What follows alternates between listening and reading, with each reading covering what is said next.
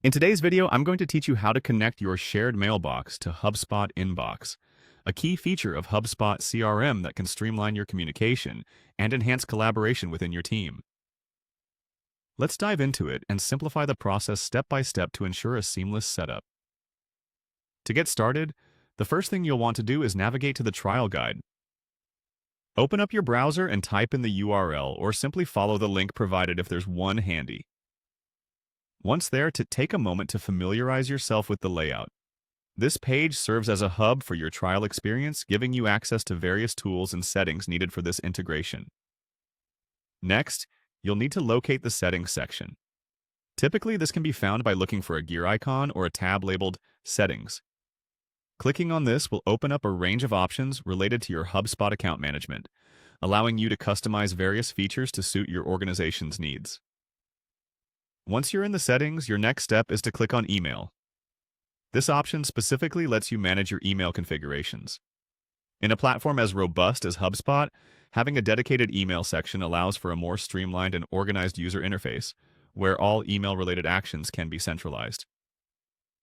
Now, to connect your personal email, look for the button that says Connect Personal Email. Selecting this will initiate the process of linking your email to HubSpot, which is essential for enabling the shared inbox feature. Make sure your credentials are ready for this step, as you might be prompted to log in for security purposes. After that, you'll want to click on Connect Your Inbox.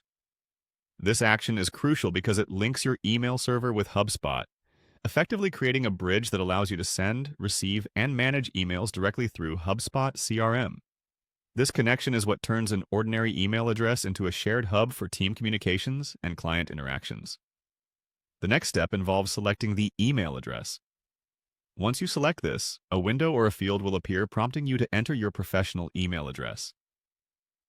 Be precise when you input it, as any typo could lead to connectivity issues. This step is straightforward but critical, as it identifies your specific inbox with HubSpot systems. And there you have it. To recap, we navigated through the trial guide, accessed settings, worked with the email configuration, and connected the personal email and inbox. By following these steps, you're well on your way to leveraging the full potential of HubSpot's shared inbox feature. It's all about making your workflow more efficient and ensuring that your team is as responsive and synchronized as possible. So go ahead and try it out, and feel free to revisit this guide if you need a refresher. I hope you found this tutorial helpful. And if you have any more questions or need further assistance, don't hesitate to reach out. Happy integrating!